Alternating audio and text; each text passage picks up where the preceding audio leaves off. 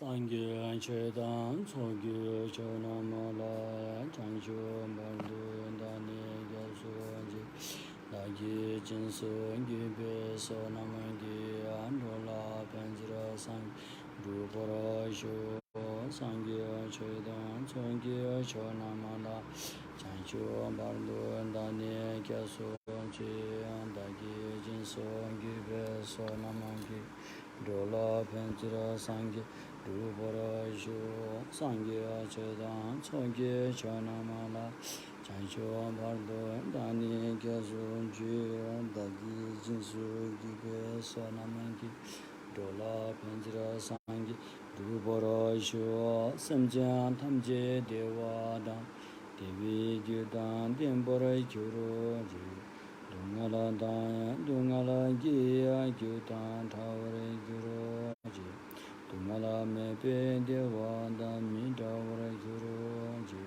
Meri chadan dan da Tanyom la ne ba guru ji Apa den sa Nama rimbo ji Dogi jivra pe me den shu la Ka den chen pe gong nian je song de Ku song de ge ngon du San du so Sa shi bu je ju je men do dam Ira nin ji ni de gyamba di sangye shindo mi de bulwa yi dukana nanda shindo chopara sho guru buddha bodhi sato sabari wa patna mandala puja mega samanra sparan samaye hon samjyanam kya sambada loye cheda chetavar chejan tomba the bai छुइके खोलो कोदो so सम्पूर्ण प्राणीको हित तथा कल्याण सम्यक सम्बुद्धि ज्ञान प्राप्त गर्ने मानस आएको साथै मानवमा भइपरिरहेको यस विषम परिस्थिति महामारी रोगबाट शीघ्र स्वस्थ लाभ भएर अन्ततगतो बुद्धि ज्ञान प्राप्त गर्न सकोस् भन्ने मानस आएले सद्धर्म देशमा सुनिदिन हुन विनम्र अनुरोध गर्दछु आज हाम्रो प्रवचन अलिक ढिलो भयो किनकि यहाँ हामीले एउटा विशेष एउटा पूजा गर्ने कार्यक्रम भएकोले त्यो पूजा सकेपछि मात्रै अनि हाम्रो प्रवचन सुरु भएको हो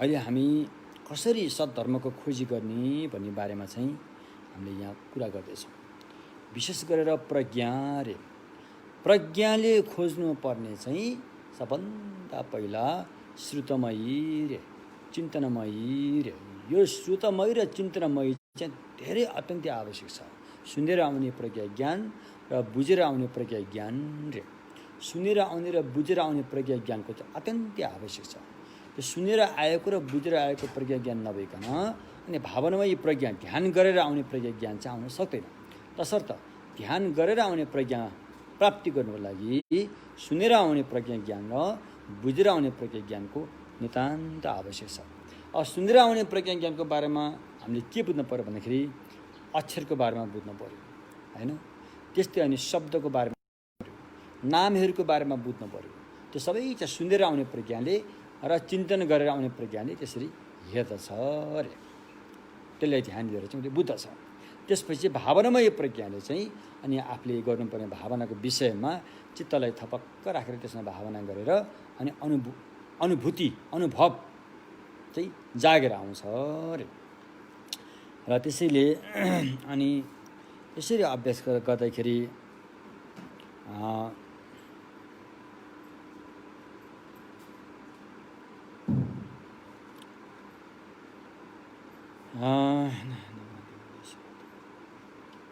अनि हामीले हिजोसम्म हामीले यो 37 बुद्धिपाक्षिक धर्मको बारेमा कुरा गरेका थियौँ अब अनि हामीले पाँचवटा मार्ग हैन पाँचवटा मार्ग अरे बुद्धत्व प्राप्त गर्नलाई पाँचवटा मार्गमा लाग्नुपर्छ अरे त्यसमध्ये पहिलो मार्ग चाहिँ सम्भार मार्ग भयो सम्भार मार्गमा नै हामीले बोधिचित्त उत्पाद गरेर को शरणमा गएर र पक्का बोधिचित्त उत्पाद गरेर बोधिचित्तको शील सम्भार बोधिचित्तको चाहिँ अनुशासनशीलमा रहेर अनि हामीले अनि अगाडि बढ्नुपर्छ अरे अगाडि बढ्नुपर्छ भनेको अर्थ चाहिँ समथ ध्यान र विपसना ध्यानलाई चाहिँ अगाडि बढाउनुपर्छ अरे। सम्भार मार्गले को अवस्थामा चाहिँ विशेष गरेर श्रुतमय प्रज्ञा र चिन्तनमय प्रज्ञालाई अत्याधिक जोड दिएको हुन्छ अरे। त्यसपछि नै सम्भार मार्गबाट चाहिँ अन्य कुरालाई पनि जोड दिएको हुन्छ। जस्तो हामीले चाहिँ कोरवाहरू गर्नु होइन, स्वयम्भू कोरवा गर्नु, भगवान बुद्धको गुम्बाहरू परिक्रमा गर्नु, दण्डवत ढोग गर्ने, मन्त्र वाचन गर्ने, भगवान बुद्धको सूत्रहरू चाहिँ वाचन गर्नेदेखि लिएर अन्य कुरा पनि अरूलाई दुखीहरूलाई सहयोग गर्ने, मद्दत गर्ने, यो पनि सबै चाहिँ त्यसमा त्यही सम्भार मार्गमै आउने गर्दछ। यसरी आउँदै गरेपछि अनि साधक साधिकाले एउटा समय पनि खेर जान नदिई आफूले 24 घन्टा चाहिँ यो सम्भार मार्गको अन्तर्गतमा बसेर अभ्यास गरेको हुनुपर्छ। खाए पनि, पिए पनि, हिँडे पनि, बसे पनि, सुते पनि हरेक दिनको दैनिक चर्या चाहिँ अभ्यासमा उतार्न सक्नुपर्छ अरे। त्यसरी मात्रै नै सम्भारको डङ्गुर, पुण्यको ज्ञानको राशिको डङ्गुर बढ्दै जान्छ अरे। अनि मात्रै प्रयोग मार्गमा पुग्न सकिन्छ। यसरी सम्भार मार्गमा तयार भइसकेपछि अनि प्रयोग मार्ग अरे। प्रयोग मार्गमा चाहिँ फेरि त्यो बढी चाहिँ ध्यानका कुराहरू आउँछन् रे।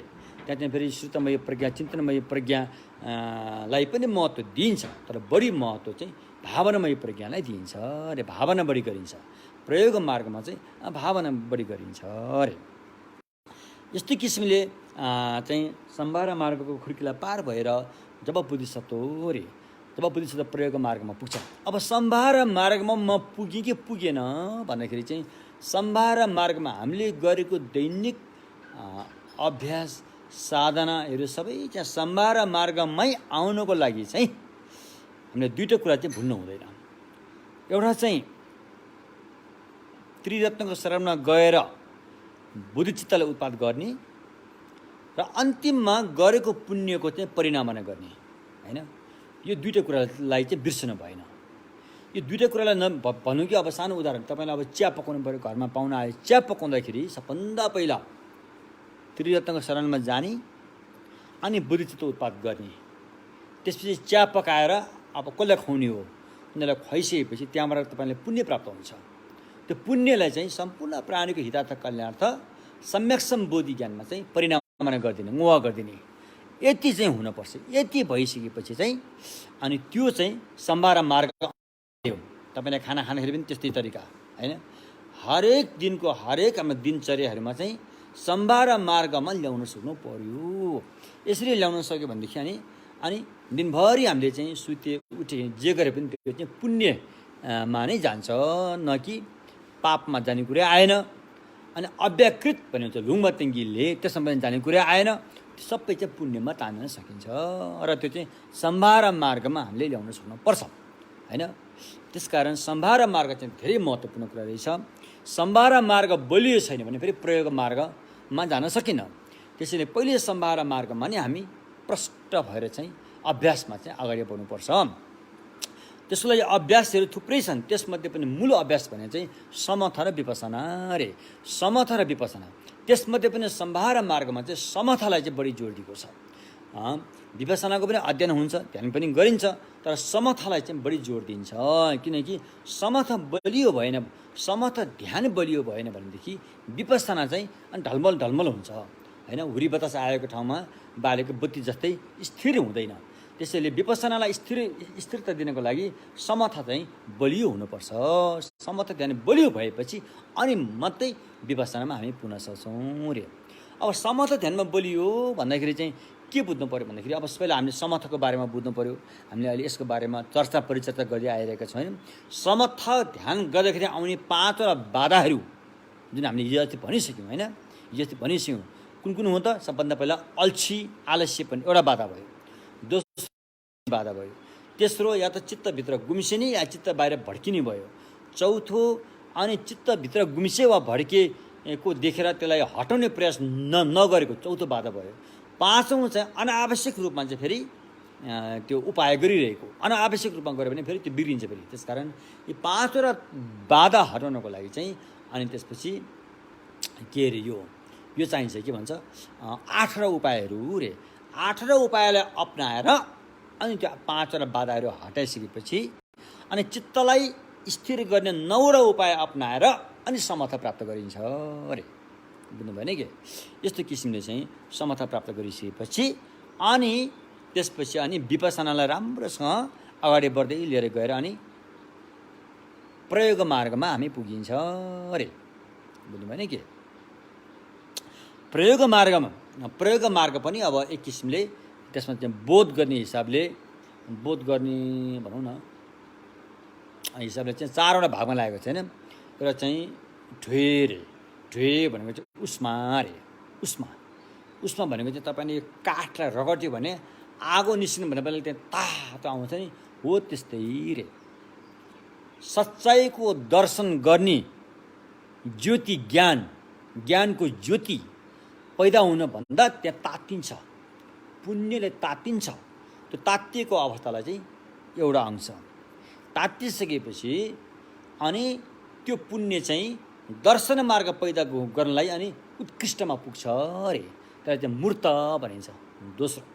तेस्रो चाहिँ सच्चाइको दर्शन गर्दाखेरि सहन सक्ने क्षमता प्राप्त हुनु पर्यो। सहन सक्ने क्षमता छैन भने फेरि हामी ढलमल हुन्छ। त्यसकारण सच्चाइलाई देख्दा, सच्चाइको ज्योतिलाई देख्दा त्यो आफै खप्न सक्नु पर्यो, सहन सक्नु पर्यो, शान्ति हो त्यो तेस्रो। चौथो चाहिँ लोकाग्रह धर्म रे। लोकमा सबभन्दा लौकिक धर्ममध्ये उत्कृष्ट धर्म भएकोले लोकाग्रह धर्म रे। यो चाहिँ किन यसलाई उत्कृष्ट भन्यो भने यसले चाहिँ आर्य मार्गलाई पैदा गर्छ अरे, आर्य भूमिलाई पैदा गर्छ अरे। भलै यो स्वयं आर्य होइन, यो स्वयं चाहिँ लौकिक नै हो। लौकिक नै भए तापनि अनि त्यसले चाहिँ हाम्रो चित्तमा चाहिँ आर्य मार्ग, दर्शन मार्ग अथवा श्रोतापन्न दर्शन मार्गलाई पैदा गर्ने भएकोले त्यसलाई चाहिँ लोकाग्रह धर्म भनियो।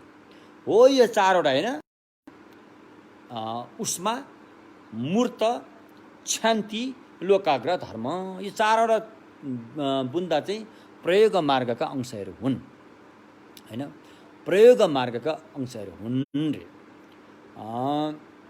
अनि त्यसैले चाहिँ हामीले चाहिँ प्रयोग मार्गमा जानुभन्दा पहिला सम्भार मार्गमा तम तयार हुनु पर्यो रे। सम्भार मार्गमा तम तयार हुनुको लागि चाहिँ अब यसमा भगवानको भाषामा एउटा छ, हाम्रो यो भोट भाषामा पनि भनिन्छ। यसमा के भनिन्छ भने सोनम छ्यातुन, थर्पा छ्यातुन, नेजे छ्यातुन भन्ने यस्तो शब्दहरू छन्। हामीले गरेको साधना चाहिँ कोसँग मिल्छ, केसँग मिल्छ भन्ने कुरो हो। एउटा चाहिँ पुण्यसँग मात्रै मिल्ने भयो। पुण्यसँग मात्रै मिल्दैमा फेरि माथि पुग्छ भन्ने ग्यारेन्टी छैन। त्यहाँ नेजे छ्यातुन हुनु पर्यो रे। सम्भार मार्गमा आर्जन गरेको पुण्यलाई चाहिँ सोनम छ्यातुन, त्यो पुण्यसँग मिल्ने भयो होइन। अनि प्रयोग मार्गमा गरेको चाहिँ अभ्यास साधना चाहिँ नेजे छ्यातुन रे।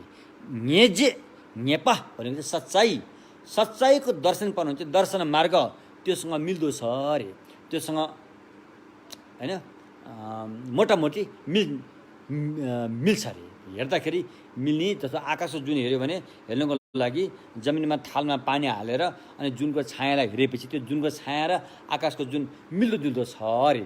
त्यस्तै दर्शन मार्गले अनि जब सच्चाइको दर्शन पाउँछ त्योसँग मिल्दोजुल्दो चाहिँ प्रयोग मार्गमा भइसकेको हुनुपर्छ। अनि प्रयोग मार्गलाई चाहिँ अनि दर्शन मार्गसँग मिल्दोजुल्दो छ अरे, मिल्दोजुल्दो छ अरे होइन। त्यसैले चाहिँ प्रयोग मार्ग सबभन्दा पहिला चाहिँ प्रयोग मार्ग। अब यसमा हामीले बुझ्नुपर्ने कुरा के त भन्दाखेरि चाहिँ अहिले यति नै बुझौँ। प्रयोग मार्गमा 4वटा अंश छ भनेर बुझौँ, यति मात्रै बुझौँ। त्यसपछि तल बिस्तारै आउँछ 4वटा अंश के हो, त्यसको विस्तृत बुझाइ चाहिँ तल क्रमैसँग आउँछ अरे। अब यहाँ आर्य अष्टाङ्गिक मार्गको कुरा पनि आइरहेछ। आर्य अष्टाङ्गिक मार्गले नै दुःखको जरोलाई निकालेर फ्याँक्छ अरे। अब त्यसलाई विस्तृत रूपमा भन्दाखेरि चाहिँ 37 बोधिपाक्षिक धर्म भयो। 37 बोधिपाक्षिक धर्मलाई पनि छोटेर लाने हो भने आर्य अष्टाङ्गिक मार्ग भयो। अब आर्य अष्टाङ्गिक मार्गलाई पनि छोटिने हो भने शील समाधि प्रज्ञा भयो। वास्तविक आर्य अष्टाङ्गिक मार्ग चाहिँ दर्शन मार्ग भएपछि मात्रै प्राप्त हुन्छ। दर्शन मार्गभन्दा पहिला हामीले अभ्यास गर्ने 8वटा मार्गहरू चाहिँ आर्य जस्तै भएर आर्य अष्टाङ्गिक मार्ग भनेको मात्रै हो, त आर्यको अवस्थामा पनि पुगेको छैन। पृथक जन नै हो, सामान्य जन नै हो। सामान्य जनबाट आर्य एज अ नोबल बिङ, आर्यमा पुग्नको लागि चाहिँ अनि यो सम्भार मार्गको खुड्किलोबाट पार हुनु पर्यो। प्रयोग मार्गको खुड्किलोबाट पार भएपछि अनि दर्शन मार्ग पुग्यो। दर्शन मार्गमा पुगेपछि त्यसलाई चाहिँ आर्यभूमि भनिन्छ। किनभने उसले सच्चाइको दर्शन पायो नि त। सच्चाइको दर्शन पाएको उसलाई आर्य भनिन्छ।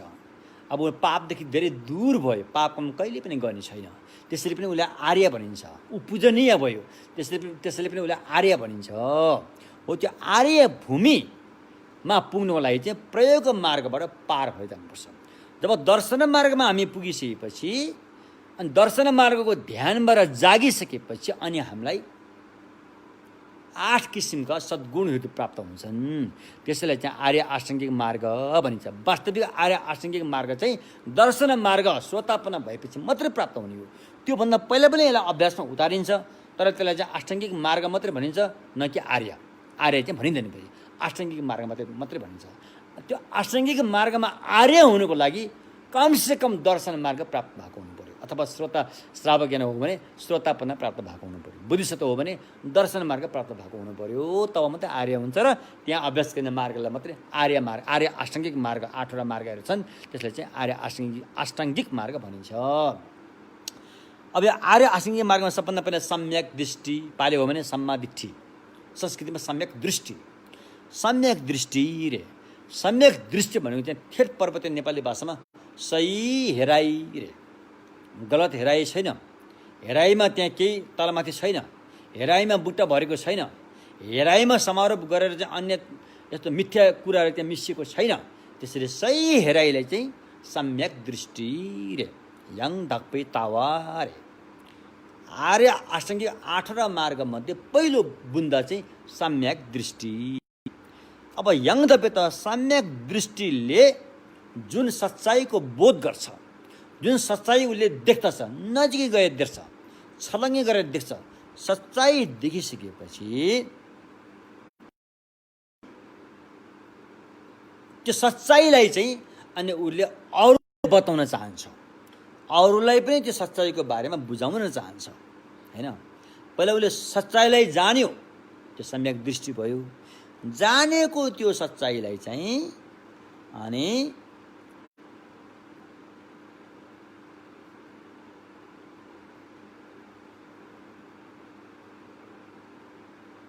अरूलाई बताउन चाहेको चाहिँ सम्यक सङ्कल्प भने यस्तो। अब यहाँ क्रमैसँग आउँछ है त, यस्तो किसिमले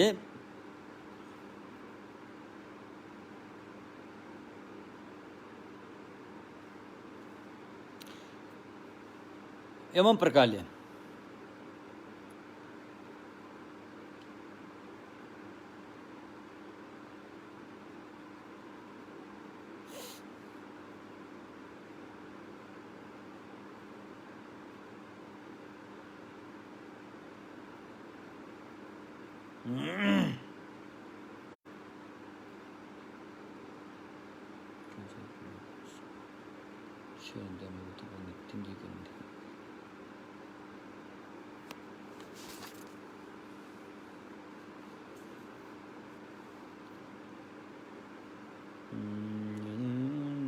अब यहाँ फेरि एउटा कुरा आयो यहाँ, अनि हामीले यो पनि बुझ्न जरुरी छ कि अहिले हामी मैत्रीय भगवानद्वारा रचना गरेको अभिसमय अलङ्कारको अध्ययन र अध्ययन पनि गर्दैछौँ, हैन।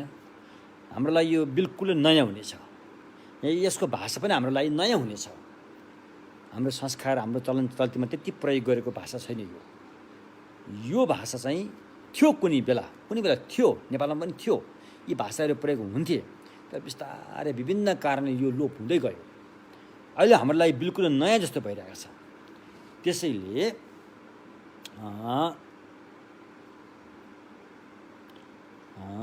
अनि त्यसैले हामीले यसलाई ध्यान दिएर सुन्न जरुरी छ, हैन। ध्यान दिएर सुन्न जरुरी छ।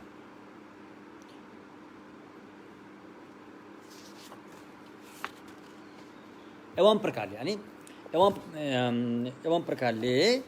अनि हामीले हिजो चाहिँ 37 बोधिपाक्षिक धर्मको बारेमा पनि हामीले चाहिँ कुरा गऱ्यौँ, हैन। 37 बोधिपाक्षिक धर्मको बारेमा पनि हामीले कुरा गऱ्यौँ। अब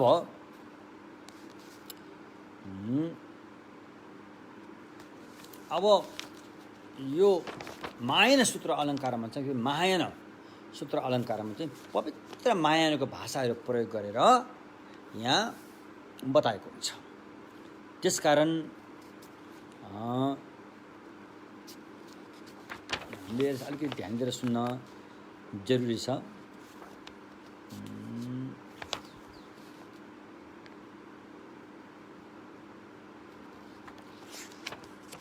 सबभन्दा यो महायान सूत्र अलङ्कारको अध्ययन गर्दाखेरि चाहिँ मोटामोटी भाषाहरू बुझौँ है त। अब यहाँ 3टा बुन्दा आएका छन् हैन। अब यसलाई कि त भोट भाषामा भन्नु पर्यो कि त संस्कृतमा भन्नु पर्यो, अरू उपाय पनि छैन यसमा। त्यसकारण अब यसलाई संस्कृत वा भोट भाषा प्रयोग गरेर यसलाई बुझ्ने ढङ्गले बुझ्नुपर्छ। सबभन्दा पहिला कुन्सी रे, कुन्सी भोट भाषामा कुन्सी, संस्कृतिमा आलय, यो एउटा मनको नाम हो, चित्तको नाम हो। हामीले जति पनि देख्छौँ, भोग्छौँ, कर्म गर्छौँ, यो सारा कुराहरू चाहिँ कहाँ जम्मा हुन्छ त भन्दाखेरि आलय विज्ञानमा कुन्सी नाम्से आलय विज्ञान भन्ने मनमा चाहिँ जम्मा हुन्छ अरे। त्यहाँ प्रिन्ट भएर बस्छ अरे। हामीले कम्प्युटरमा सेभिङ गरेर पछि जस्तै गरेर सेभ गरे जस्तै गरेर यो सबै प्रिन्ट चाहिँ कहाँ हुन्छ? आलय विज्ञानमा हुन्छ अरे। बुझ्नु भएन के? आलय विज्ञान भनेको चाहिँ सबैको आधार हो रे। त्यो संसारको पनि आधार, भोलि गएर निर्माण प्राप्त गरेको पनि आधारलाई के भनिन्छ? आलय।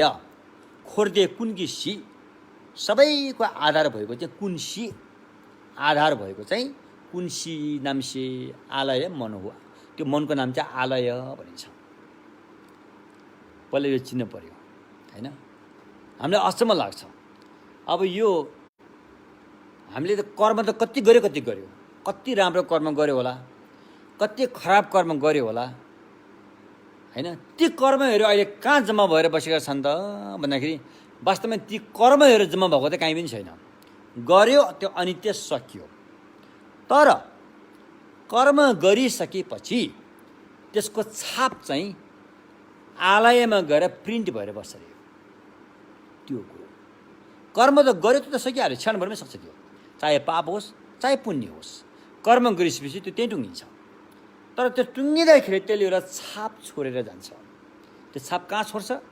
आलय कुन्सी भन्ने मनमा चाहिँ त्यसले छाप छोड्छ अरे। ओ यो कुन्सी भने चाहिँ सारा छाप छोड्ने ठाउँ हो कि त्यो आलय विज्ञान। आलय मन भने चाहिँ हाम्रो जति पनि जिन्दगीमा जे गर्यौँ त्यो सबैको हिसाब किताब चाहिँ आलय विज्ञानमा रहेको हुन्छ। जस्तो हामीले चाहिँ जग्गाहरू जसो कि जहाँ जे हामीले जग्गा किन्दै जे गरे पनि अनि मालपोतको ढड्डा भन्नेमा त्यो सबै रहेको हुन्छ नि त। त्यस्तै हामीले चाहे लुकेर पाप गऱ्यौँ, चाहे नलुकिकन पाप गऱ्यौँ, चाहे हामीले पुण्य काम गऱ्यौँ, जे गरेका छौँ त्यो सबै चाहिँ आलयमा जम्मा हुन्छ। त्यसकारण वास्तवमा लुकेर लुकाउन सक्ने भन्ने त केही पनि छैन। यहाँ हामी सोच्छौँ हामीले अब कोही मान्छे देखेन हामीले लुकेर चोर गर्छौँ, लुकेर अब चाहिँ पाप गर्छौँ भनेर गरौँला, तर लुक्ने अवस्था छैन। त्यो आलय विज्ञानमा छर्लङ्गै छाप परिरहेको हुन्छ, कम्प्युटरमा सेभ गरे जस्तो। त्यो कहीँ जाँदैन। त्यसैले यो आलय भने यो महायान सूत्र अलङ्कारमा बुझ्नै पर्ने। आलय भन्नेमा यो चाहिँ हाम्रो श्रावक ज्ञानहरूमा यस्तो आउँदैन। श्रावक ज्ञानमा चाहिँ भवङ्ग भन्ने आउँछ। भवङ्ग सिपे यहाँ लाग भवङ्ग भन्ने एउटा चाहिँ चैतसिक आउँछ। तर यो बुद्धिसत्व ज्ञानहरूमा चाहिँ भवङ्गको त्यति चर्चा छैन। यहाँ चाहिँ आलय भन्ने आउँछ। तर आलय विज्ञान र भवङ्ग अलिकति फरक छ। भवङ्ग चाहिँ विच्छेद भइरहन्छ, विच्छिन्न भइरहन्छ, बेला बेला टुटिरहन्छ। तर आलय चाहिँ टुट्दैन। फेरि यसको फेरि यो धारावाहिक रूपमा जबसम्म अरत्व र समयसम्म बुद्धत्व प्राप्त हुँदैन तबसम्म यो चाहिँ रहि नै रहेको हुन्छ। भवङ्ग जस्तो छुट्दैन, यो फेरि टुट्दैन, विच्छिन्न हुँदैन हैन। त्यो धारावाहिक रूपमा बगिरहेको हुन्छ। हो अब आलय भन्ने मनमा चाहिँ हामीले गरेको सारा कुराहरू चाहिँ त्यसको छाप चाहिँ त्यहाँ जम्मा भइरहेको हुन्छ। अब यहाँ एउटा कुरो आयो, यो कुरा म अहिले भन्न चाहन्छु, किनकि त अब जहिले पनि हामीले कुराहरूलाई खुलस्त नभनिकन मान्छे भनिदिनुपर्छ, सच्चाइलाई भनिदिनुपर्छ। तर सुन्ने व्यक्ति योग्य पात्र हुनु पर्यो। फेरि घोप्टीको भाँडो चुहिएको भाँडो भयो भने भनेर सुन्ने व्यक्तिहरू योग्य पात्र, सही भाँडो, दिमागको भाँडो सही भएको हुनु पर्यो। अब आत्मावादी रे आत्मालाई स्वीकार्ने सिद्धान्त, अजर अमर अविनाशी त्यस्तो आत्मालाई स्वीकार्ने सिद्धान्तले आत्मा छ भनेर कसरी पुष्टि गर्छ त? म भने छ भनेर कसरी पुष्टि गर्छ भन्दाखेरि आत्मावादीहरूले र के अरे हामी भुसुक्कै सुत्छौँ नि, जुन बेला हामीले सपना पनि देखेको हुँदैनौँ, घना निन्द्रामा हामी पुगेको हुन्छ। घना निन्द्रामा पुगेको अवस्थामा चाहिँ त्यसलाई सुसुप्ति भन्छन्। आत्मवादीहरूले चाहिँ त्यसलाई चाहिँ सुसुप्ति भन्छन्। त्यति बेला हाम्रो इन्द्रियहरूले, कुनै पनि इन्द्रियले काम गरेको हुँदैन। आँखाले केही पनि काम गर्दैन, कानले सबै मरेको लास सरह हुन्छ, मात्र सास फेरि नफेरि पनि फरक जस्तो हुन्छ घना निन्द्रामा पुग्दाखेरि। अनि आत्मावादीहरूले के भन्छन् भन्दाखेरि यदि आत्मा नहुँदो हो त, यदि आत्मा नहुँदो हो त हामी घना निन्द्रामा पुग्दाखेरि, घना निन्द्राको सुसुप्ति अवस्थामा पुग्दाखेरि त्यहाँ इन्द्रियहरूले त त्यहाँ काम गरिरहेको हुँदैन, सपना पनि देखिएको हुँदैन। घना निन्द्राको सुसुप्तिबाट बिउजिँदाखेरि ओहो म त भुसुक्कै सुतेछु भन्ने हामीलाई याद आउँछ आउँदैन? याद त आउँछ, सम्झना आउँछ। ए म त भुसुक्कै सुतेछु भन्ने आउँछ। यो सम्झना कहाँबाट पैदा भयो? उनीहरूले यो भन्छन्, आत्मावादीहरूले आत्मा छ भन्नलाई सिद्ध गर्नको लागि घना निन्द्राको सुसुप्तिमा पुगिसकेर पनि फेरि त्यहाँबाट जागिसकेपछि, निन्द्राबाट पछि ल म त घना निन्द्रामा पुगेछु भने हामीलाई याद आउँछ नि, त्यो याद कहाँबाट आयो भन्दाखेरि आत्मा मान्ने व्यक्तिहरूले घना निन्द्राको सुसुप्ति अवस्थामा पनि त्यहाँ आत्मा जागेको हुन्छ अरे, आत्मा जागृत भइरहेको हुन्छ। र जागृत आत्माले नै हामी बिउजिँदाखेरि लौ म त भुसुक्कै सुतेछु भनेर याद दिलाएको अरे भनिन्छ।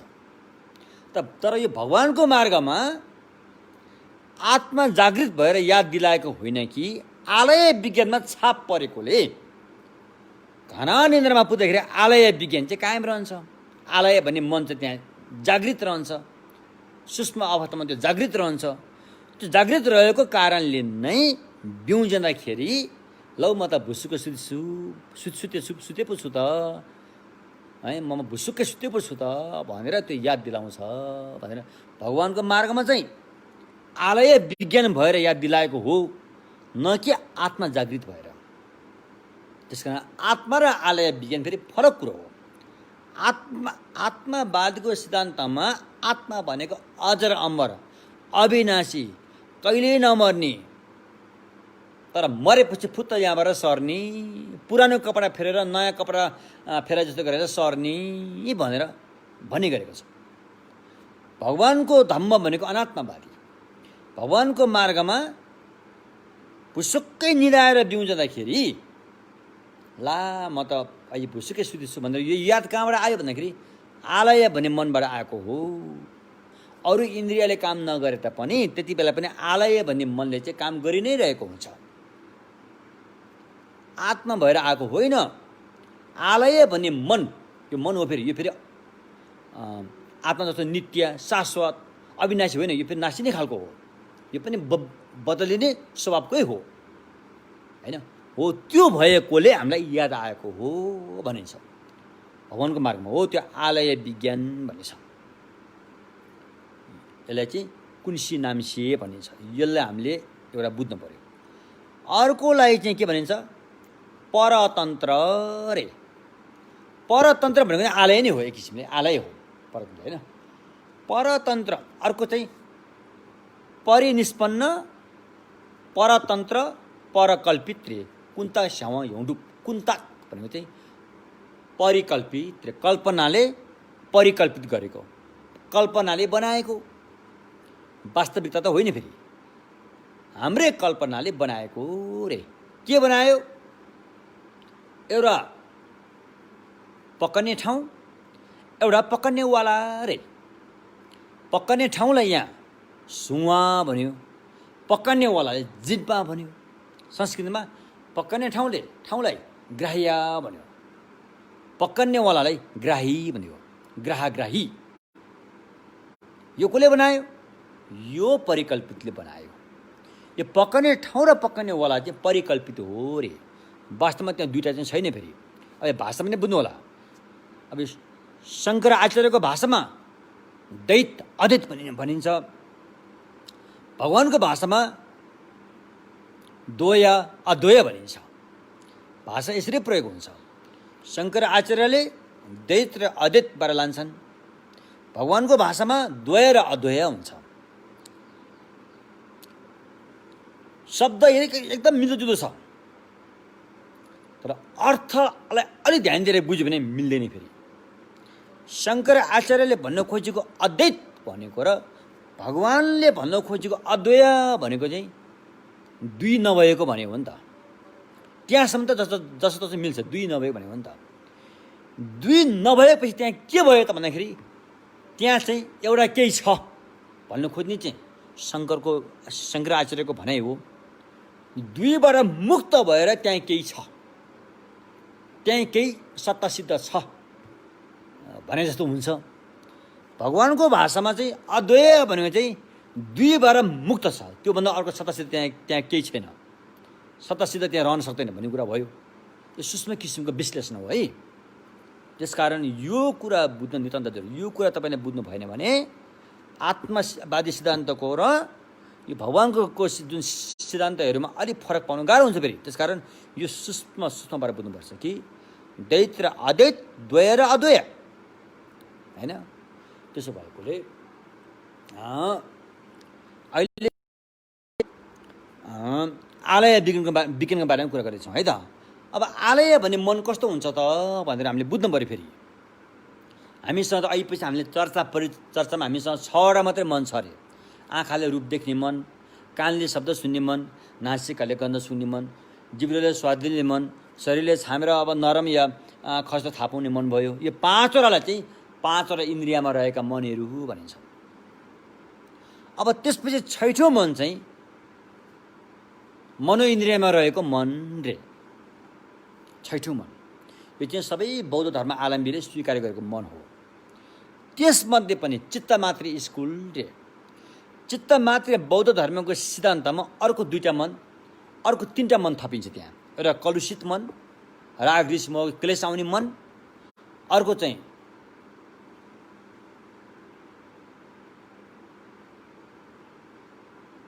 कलुषित मन। 5वटा मन भएपछि अर्को चाहिँ फेरि यो तन मन वचनको मन होइन। अनि अर्को चाहिँ आलय मन, आई भएन आलय मन गरेर 8वटा मन हुन्छ।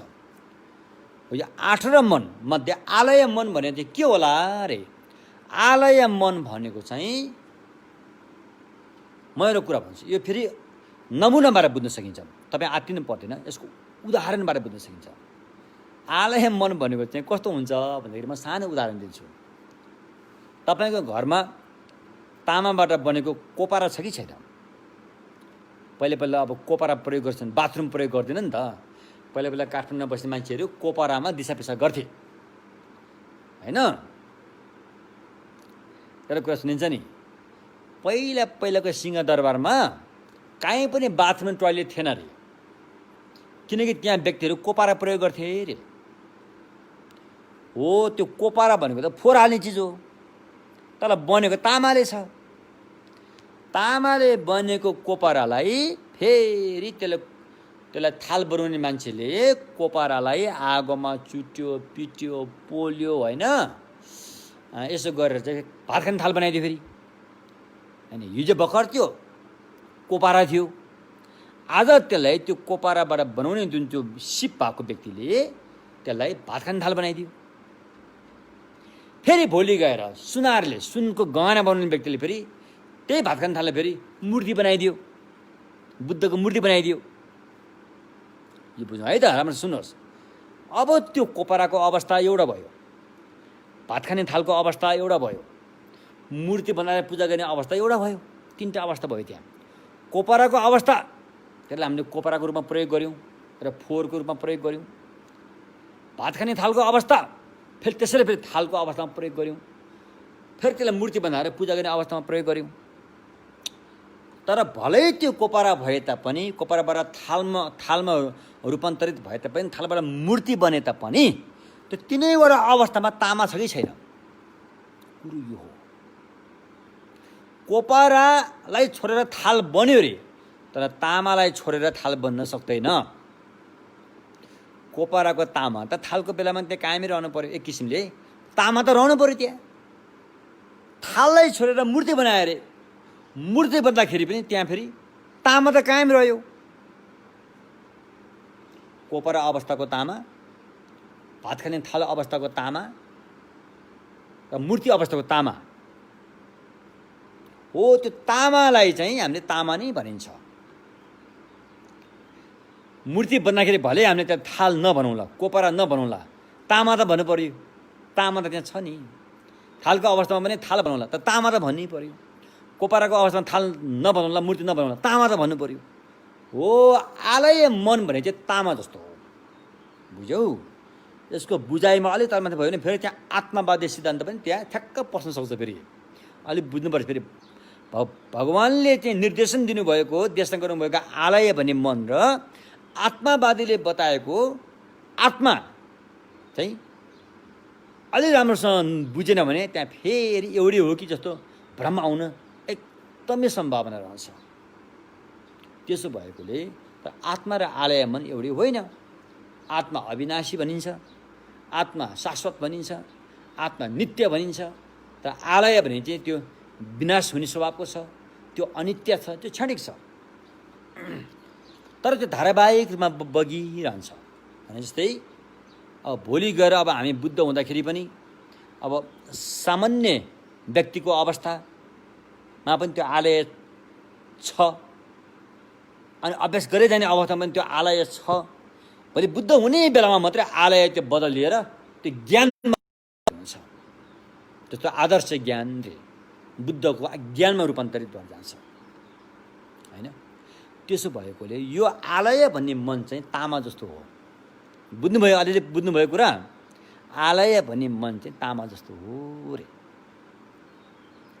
अब कोपरा, थाल, तिनीहरू भनेको चाहिँ परिकल्पित, कल्पनाले बनाएको हुन् रे।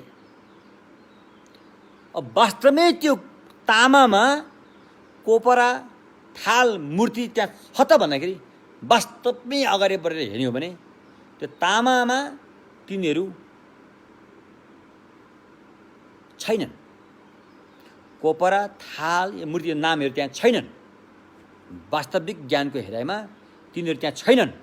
त्यो छैन भन्ने अवस्थालाई चाहिँ परिनिष्पन्न रे, यौसु टुपा कुन्तासँग यौसु टुपा परिनिष्पन्न रे। यसरी बुझ्नु पऱ्यो। यो एउटा उदाहरण भयो। अब उदाहरणले अर्थ्याएको अर्थमा जाउँ। अब हामीसँग भएको यो मन छ नि, मन सललल बगिरहने मन, सललल बगिरहने मनलाई चाहिँ अब के भन्छ इङ्ग्लिसमा चाहिँ क्ल्यारिटी भन्छन्। अब स्पष्टता, स्पष्ट रूपमा सललल बगिरहन्छ नि। तपाईँले पनि अन्तर्मुखी भएर हेर्नुभयो भने मन चाहिँ एउटा छुट्टै उसको एउटा पहिचान छ के, उसको एउटा हैसियत, उसको एउटा परिभाषा अलग्गै हुन्छ। त्यो ध्यान गरेर थाहा हुन्छ। हो, त्यसलाई चाहिँ आलय भनिन्छ, होइन? आलय भनिन्छ। कहिलेकाहीँ यसलाई चाहिँ के भनिन्छ? परतन्त्र आलय भनिन्छ। त्यो आलयलाई आधार मानेर अनि त्यहाँ चाहिँ परिकल्पितहरू पैदा हुन्छन्। परिकल्पित जुन वास्तवमा हुँदै नभएको त्यहाँ समारोपित गरिन्छ। यो म, यो त, यो विविध किसिमको। त्यसलाई थाल, कोपरा मूर्ति भने जस्तो त्यसलाई परिकल्पना गरिन्छ। त्यसलाई भनिन्छ परिकल्पित। अब आलयमा चाहिँ वास्तवमा त्यो परिकल्पित छ त भन्दाखेरि परिकल्पित वास्तवमा छैन। आलय परिकल्पितबाट चाहिँ चोखिएको अवस्था, आलयमा परिकल्पित नभएको अवस्थालाई चाहिँ अवस्थामा चाहिँ परिनिष्पन्न भनिन्छ।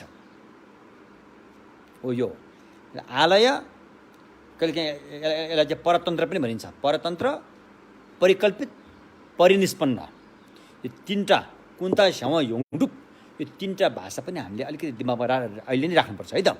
यो राखेपछि तल तल बुझ्न हामीलाई सजिलो हुन्छ होइन।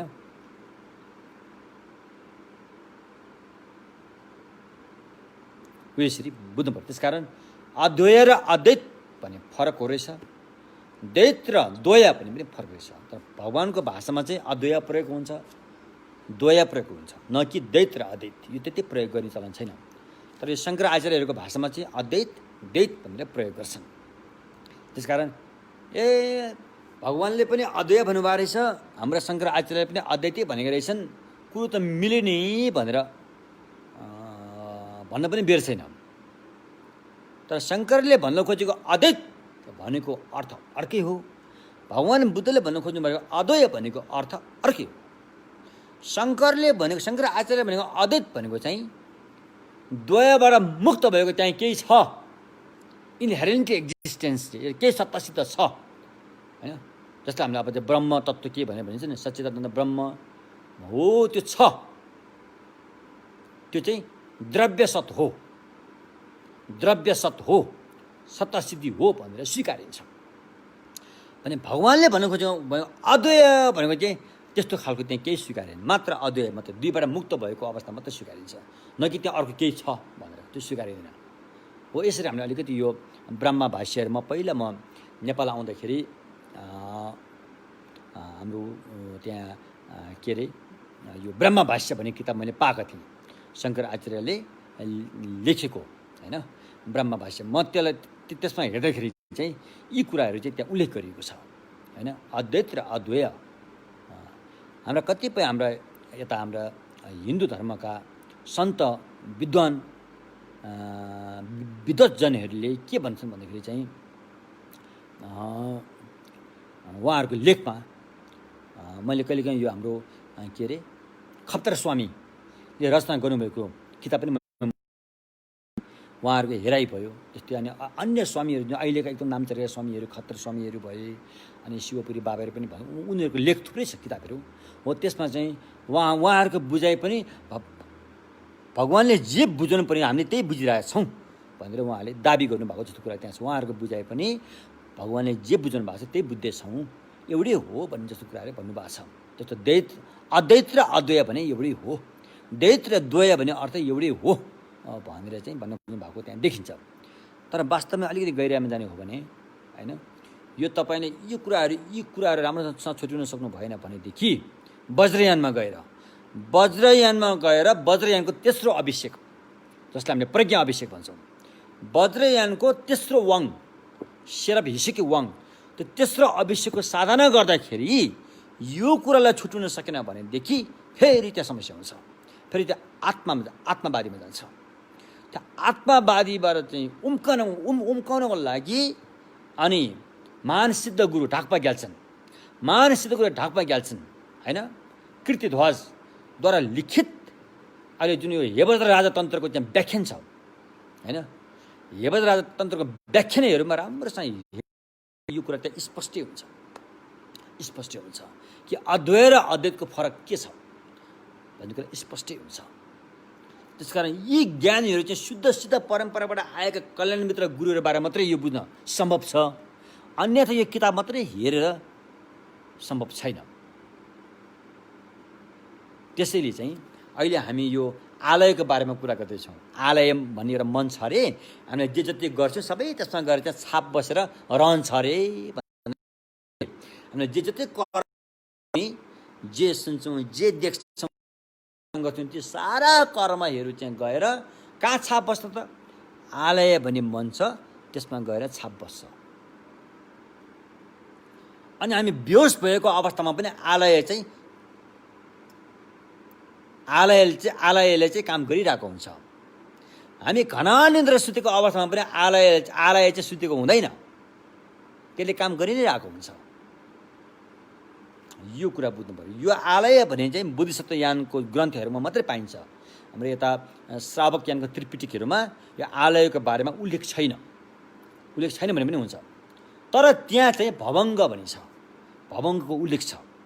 अब आलय विज्ञान चाहिँ के हो त? पाप पुण्यको आलय विज्ञान। आलय भने मन स्वयं अव्याकृत हो, न त यो पाप हो न त यो पुण्य हो। पाप पुण्य केही पनि होइन यो। तर त्यसमा पाप पुण्यको छाप लाग्छ, छाप लाग्ने आधार हो त्यो।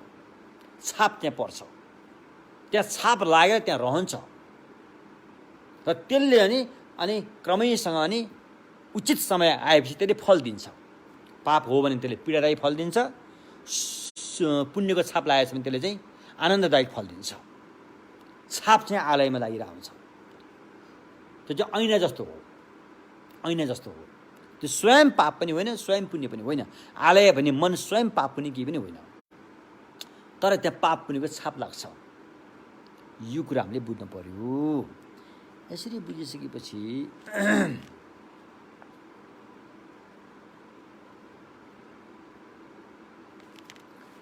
बुझिसकेपछि अनि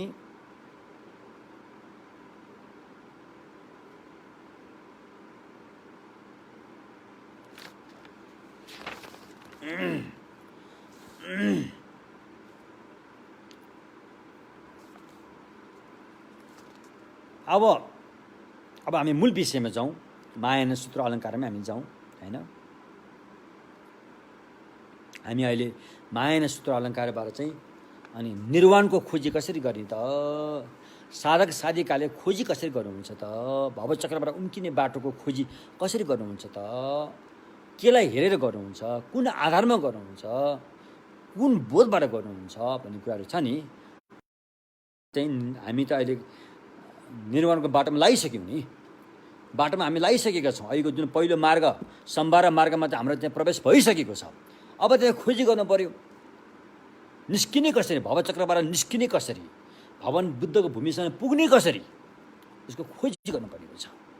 हो त्यो खोजी गर्ने क्रममा चाहिँ अब सबभन्दा पहिला यहाँ चाहिँ लक्षणको खोजी गर्नु रे। यहाँ हामीले यहाँ खोजी गरेको यहाँ जम्मा 18वटा खोजी छ। यहाँ खोजी गर्नुपर्ने 18 छ, 18 बुन्दाहरू छन्। त्यसमा अहिले हामी 5औं बुन्दामा आइपुगेका छौँ। 5औं बुन्दामा चाहिँ लक्षणको खोजी गर्नु रे। लक्षणको खोजी गर्नु रे। लक्षण भनेको के हो? लक्ष्मी भनेको होइन है। फेरि लक्षण भनेको चाहिँ उसको पहिचान रे। पहिचान, लक्षण भनेको पहिचान, उसको छुट्टै पहिचान हुन्छ। हरेक चिज बिजहरूको, चाहे त्यो भौतिक होस्, चाहे त्यो मानसिक होस्, चाहे त्यो लौकिक होस्, चाहे त्यो लोकोत्तर होस्, आफ्नै छुट्टै एउटा पहिचान चाहिँ हुन्छ कि त्यसमा। त्यस्तो कलश भने हामीले कलश, पानी हाल्ने कलश, भुम्बे छिङ्गी कलशको पहिचान के हो त भन्दाखेरि कलशको पहिचान तोदिर्रे भुँडी फुलेको हुनु पर्यो। भुँडीको भाग चाहिँ अलि बाहिर फुलेर आएको हुनु पर्यो। स्यापसिम्रे त्यसको चाहिँ खुट्टाको भाग चाहिँ अलिकति खुम्चेको हुनु पर्यो। माथि भुँडी फुलेको, तल खुट्टा खुम्चेको, पिँध, खुट्टा पिँध भने पिँध खुम्चेको, अनि छुकेर्के धुन्जे नुपा भने पानी हाल्दा अट्ने, पानीलाई थाम्ने, पानी रहनको लागि थामिदिने होइन। भुँडी फुलेको, पिँध खुम्चेको, पानी हालेमा रहनेलाई चाहिँ के भनिन्छ? कलश भनिन्छ। अथवा घैँटो भने घट भनिन्छ। घट वा कलश एउटै हो। कलशको पहिचान त्यो हो। भुँडी मात्रै आएको भन्यो भने फेरि गर्भवती महिला पनि कलश हुनु पुग्छ, उसको पनि भुँडी बाहिर आएको हुन्छ। अथवा मोटो मान्छेको पनि भुँडी बाहिर आएको हुन्छ। त्यो कलश हो? त्यो त कलश होइन, घैँटो होइन त्यो। अब त्यो घैँटो होइन भन्नलाई चाहिँ घैँटोमै लानलाई चाहिँ पिँध चाहिँ होइन, पिँध चाहिँ खुम्चिएको हुनु पर्यो। भुँडी पनि फुलेको, पिँध खुम्चिएको हुँदैन फेरि घैँटो भन्ने छैन। फेरि अरूहरूमा पनि यो कुरा लागु हुन्छ। फेरि पानी हाल्दा पानी अडिने हुनु पर्यो। यो तीनटा कुरा भएपछि त्यसलाई के भनिन्छ? कलशको पहिचान, घैँटोको पहिचान भनिन्छ। हो यसलाई यो पहिचानलाई चाहिँ लक्षण भनिन्छ। आगोको पहिचान होइन, आगोको पहिचान राख पार्ने होइन, आगो भनिन्छ राख पार्नेलाई आगो भन्ने, राखै पारिदिन्छ त्यसले। राख पार्ने। पानीको पहिचान गिलो पारिदिने, भिजाइदिने हैन। पृथ्वीको पहिचान, माटोको पहिचान कठोर पारिदिने, हावाको पहिचान हल्का पारिदिने, हल्का पारेर चलायमान पारिदिने। हो यस्तो आफ्नै लक्षणहरू हुन्छन्, आफ्नै पहिचानहरू हुन्छन्। अब म तपाईँलाई सोध्छु, तपाईँ मान्छे हो भने तपाईँलाई हो भन्नुहुन्छ, तपाईँको पहिचान के त? तपाईँ मान्छे हो भन्नलाई के प्रमाण छ त भनेर मैले सोध्नु पऱ्यो नि। तपाईँ मान्छे हो भने मान्छेमा हुनुपर्ने लक्षण तपाईँमा के छ त भन्दाखेरि, होइन म त बोल्न सक्छु नि त्यसरी म मान्छे हो भनेको भने उसमा त सुगाले पनि बोल्छ। सुगा त मान्छे होइन, सुगालाई पनि सिकायो भने बोल्छ नि त होइन। सुगा त मान्छे होइन, त्यसैले बोल्न जान्दैमा मान्छे होइन। अब तपाईँको मान्छेको पहिचानै के हो भनेपछि हामीले मान्छेको लक्षण, मान्छेको पहिचान थाहा पाउनु सक्नु पऱ्यो। तपाईँ यो मान्छे भन्न सक्नु पऱ्यो। त्यस्तै हरेक चिजबिजहरूमा आफ्नै पहिचान हुन्छ होइन। बुद्ध भन्यो, बुद्धको पहिचान के हो त? बुद्ध भने के हो भनेपछि अविद्याको निन्द्राबाट बिउजेपछि, अविद्याको निन्द्राबाट सदाको लागि बिउजेपछि बुद्ध भयो। अविद्याको निन्द्राबाट सदाको लागि, अब ऊ कहिले पनि त्यो अविद्याको निन्द्रामा सुत्नेवाला छैन। सदा सर्वदाको लागि बिउजेपछि बिउजिने व्यक्तिलाई बुद्ध भनिन्छ एक किसिमले, बुद्धको पहिचान होइन हो। यस्तो हरेक कुराहरूको चाहिँ यहाँ पहिचान आउँछन्। र अहिले हामी चाहिँ यो खोज्ने, निर्वाणको बाटो खोज्ने प्रक्रियामा 5औं बुन्दमा हामी आइपुगेका छौँ। 5औँमा चाहिँ पहिचानको खोजी गर्नु। पहिचान फेरि अहिले यो राजनीतिक भाषा होइन है, फेरि तपाईँले राजनीतिक भाषा भन्नु होला। हाम्रो पहिचान भन्छ नि, जातीय त्यो कुरो होइन। यो पहिचान भनेको चाहिँ हरेक चिजको आफ्नै अलग्गै महत्त्व छ अरे, के परिभाषा छ, त्यसको पहिचान छ होइन, त्यसको चिनारी छ होइन, त्यसलाई पहिचान भनिन्छ। त्यसको खोजी गर्ने, यो धम्म अभ्यास साधना गर्दाखेरि पनि यसको पनि खोजी गर्नुपर्छ अरे। अब यसलाई चाहिँ हामीले छोटकरीमा भन्दाखेरि एउटा लक्षण, एउटा लक्ष्य र लक्षणको आधार हुन्छ। तिनवटा कुरा, लक्षण, लक्ष्य, लक्षणको आधार। छैनी छोन्ज्या छैसी, छैनी छोन्ज्या छेन्सी, यो भाषा पनि हामीले अलिअलि पढ्दै गर्नुपर्छ है त। अब तपाईँले अझ यो खेम्पुले के कुरा गर्न थाल्यो भन्दैन होला, तर यी भाषाहरू अहिले अलिकति नबुझे पनि बिस्तारै बुझिन्छ, तपाईँ आत्तिनु पर्दैन। छनिङ्गी भनेको चाहिँ पहिचान रे। कलशको पहिचान के हो त? कलशको पहिचान पेट फुलेको, पिँध खुम्चिएको, पानी भरेमा पानी रहन सक्नेलाई के भने त कलश सक्ने, त्यसलाई पहिचान भयो। अब त्यसलाई नाम दिनु पर्यो। पेट फुलेको, पिँध खुम्चिएको, पानी हालेमा अट्ने, यसलाई के भन्छ भने यसको नाम चाहिँ कलश भनिन्छ भनेर कलश नाम दियो। त्यसलाई नामलाई चाहिँ लक्ष्य भन्यो, लक्ष्य। त्यसको पहिचानलाई चाहिँ लक्षण भनियो। यसको आधार कहाँ छ त भन्दाखेरि सुनको कलश रे, चाँदीको कलश, तामाको कलश, माटोको कलश, ती विभिन्न किसिमका कलशहरूलाई चाहिँ आधार भयो। के को आधार? यो लक्षणको आधार चाहिँ त्यहाँ छ। यो लक्षण चाहिँ त्यहाँ रहेको हुन्छ। पेट फुलेको, पिँध खुम्चिएको, पानी राख्दा अट्ने रे,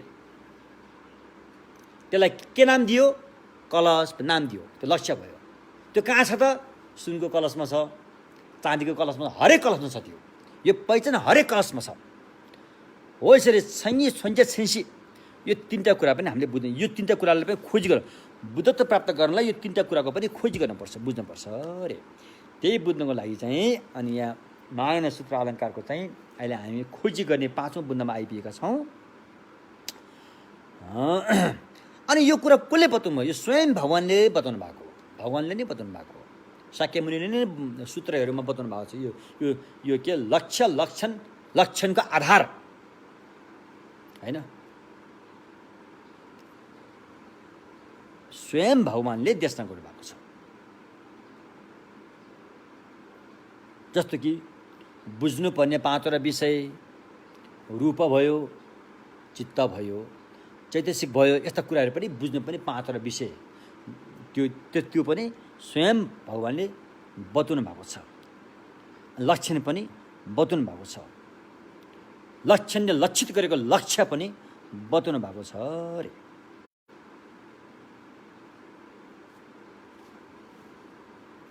अब यसरी बुझ्नुपर्ने पाँचवटा विषय रे। बुझ्नुपर्ने पाँचवटा विषय चाहिँ जिन्छर तुन्नावा रे। अहिले मैले भने नि पकड्ने ठाउँ, पकड्नेवाला। अविद्याले गर्दाखेरि द्वय दृष्टि, दुईटा हेराइ त्यहाँ हुन्छ अरे। म हेर्नेवाला, यो हेर्ने ठाउँ। म भोग्नेवाला, यो भोग्ने ठाउँ हैन। म बोल्नेवाला, यो बोल्ने ठाउँ। यसलाई चाहिँ दुई किसिमले लिन्छ। भगवानको भाषामा विषयी अथवा ग्राही हो यो। त्यसमध्ये ग्राही पकड्नेवाला को त? पकड्नेवाला चाहिँ चित्त हो रे, चित्त वस्तु, मन हो रे। पकड्नेवाला चाहिँ मन हो रे। कहिलेकाहीँ शब्द पनि आउँछ बोल्नेवाला भन्ने आउँछ, तर अधिकांश मन नै हो, मन हो रे। पकड्ने ठाउँ हैन, पकड्ने ठाउँ चाहिँ ग्राही पकड्नेवाला, हेर्नेवाला ग्राही। पकड्ने ठाउँ चाहिँ ग्राह अथवा ग्राहिया हैन। ग्राही पकड्ने वाला, पकड्ने ठाउँ दुईटा आयो। त्यो पकड्ने ठाउँ चाहिँ रूप भयो। हेर्नेवाला मन, हेर्ने ठाउँ रूप। आँखाको मनले कहाँ हेर्छ? रूपलाई हेर्छ नि त। हेर्नेवाला आँखाको मन, हेर्ने ठाउँ रूप हो, त्यो भयो।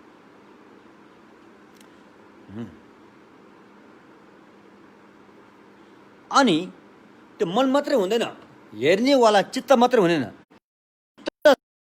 चेतसिक पनि थुप्रै हुन्छन्। फेरि यहाँ समस्या आयो, चित्त चेतसिक। यो भाषा पनि हामीले नबुझी हुँदैन। चित्त भनेको चाहिँ मूल मन भयो, माइन्ड भन्छ नि इङ्ग्लिसमा, त्यसलाई चित्त भनिन्छ। चेतसिक भनेको चाहिँ सब माइन्ड, चित्तबाट छुटेर आएको साना साना मनहरू।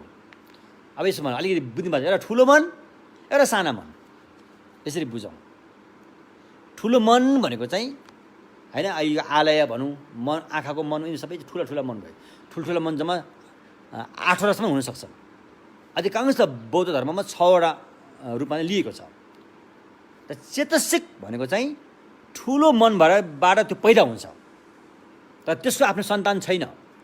चेतसिक चाहिँ त्यो धारावाहिक रूपमा सन्तान छैन, त्यो पैदा चाहिँ ठुलो मनबाटै भएर आउँछ। ठुलो मनले चाहिँ दुईटा पैदा गर्छ। ठुलो मनले अर्को ठुलो मनलाई पनि पैदा गर्छ, अनि सानसाना मनलाई पनि पैदा गर्छ। त सानो मनले सानो मन पनि पैदा गर्दैन, ठुलो मन पनि पैदा गर्दैन। त्यो सानो मन चाहिँ ठुलो मनको भर परेर आउँछ। हरदम ठुलो मनबाटै पैदा हुन्छ सानो मन। सानो मनलाई चाहिँ चेतसिक भनिन्छ। ठुलो मनलाई चाहिँ हामीले यहाँ मन भनिन्छ, चित्त भनिन्छ। काया वका चित्त भन्छौँ नि, हो। ठुलो मनलाई चित्त भनिन्छ, सानो मनलाई चेतसिक भनिन्छ। अब अहिले हामीले यति नै बुझौँ, धेरै अगाडि नजाउँ, बिस्तारै हामीले बुझौँ न, हो। त्यसपछि गएर अनि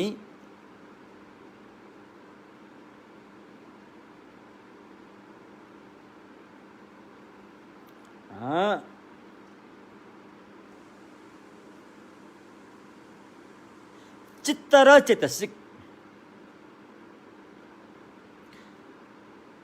अनि त्यसको बिचबिचको अवस्थामा अनित्य आदि आदिलाई चाहिँ एक किसिमको संस्कार भनिन्छ। अब यो भाषाहरू छन्, हामी पछि पढौँला। अनि फेरि आकाश भयो, निरोध सत्यहरू भयो, निरोध आकाशहरू भयो, अनि उपस्थित नभएको कारणले त्यहाँ अभाव भयो। अहिले मेरो अगाडि हिरा यहाँ छैन नि, त्यसको अभाव भयो, अथवा फलाम यहाँ छैन नि, त्यसको अभाव भयो, त्यो अभावको अवस्था पनि हुन्छ, त्यो पनि एउटा हुन्छ। अब यस्तो कुरा जोस्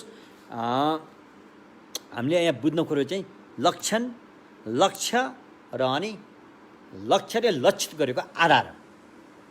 पहिला यति बुझौँ होइन, बाँकी चाहिँ अब हामी भोलि राम्रोसँग बुझ्ने कोसिस गर्नेछौँ होइन, भोलि गरौँला, भोलि गर्नेछौँ है, भोलि अलिकति स्पष्टसँग गर्नेछौँ।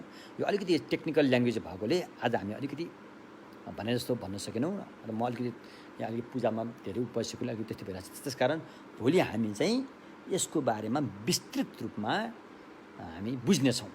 त्यसकारण यो भगवान् बुद्धको धर्म चाहिँ, भगवान् बुद्ध चाहिँ वैज्ञानिक, विश्व संसारमा पहिलो वैज्ञानिक व्यक्ति चाहिँ भगवान् बुद्ध हुनुहुन्छ होइन, भगवान् बुद्ध पहिलो वैज्ञानिक व्यक्ति हो। त्यसकारण उहाँको भाषा चाहिँ हामीलाई सिक्नुको लागि नै बताएको हो, कडा भाषा प्रयोग गरेर हामीलाई गाह्रो पार्न खोजेको होइन, यो सजिलै प्रयोग गर्नुभएको छ, सजिलैसँग प्रयोग गरेको छ। तर यसलाई भन्ने तरिका अब हामीले अलिकति भन्नमा अलिकति केही कमी कमजोरी भएकोले अलिक सुन्नेलाई गाह्रो हुन गएको होइन भने सजिलोसँग भगवान् बुद्धको भाषा चाहिँ लोकले बुझ्ने भाषामा भन्नुहुन्छ होइन। त्यसकारण तपाईँ अप्ठ्यारो मान्नु पर्दैन र यी शब्दहरू हामीले बिस्तारै बुझ्नेछौँ। एकपल्ट बुझेपछि हामीले बिर्सिँदैन, फेरि यो सजिलो शब्द बुझ्यो भने फेरि बिर्सिन्छ। फेरि शब्द अलिक कडा तगडा डह्रो शब्द प्रयोग गऱ्यो भने सुरुमा अलिक गाह्रो हुन्छ, एकपल्ट मनमा छाप परेपछि त्यो फेरि बिर्सिँदैन, फेरि मन बसिरहन्छ। त्यसैले कहिलेकाहीँ भगवान्ले चाहिँ अलिक डह्रो शब्दहरू पनि यहाँ प्रयोग गर्नुभएको छ होइन। त्यो गर्न पनि जरुरी छ। जहिले पनि त्यो न्युज पेपर पढाए जस्तो मात्रै, अखबार पढे जस्तो मात्रै शब्द प्रयोग गरेर अलिक हुँदैन। फेरि यहाँ ती शब्दहरू यहाँ आउँछ, यहाँबाट जान्छन्, फेरि यो शब्द यहाँबाट गएर यहाँ रहनुपर्छ, दिमागमा रहनुपर्छ।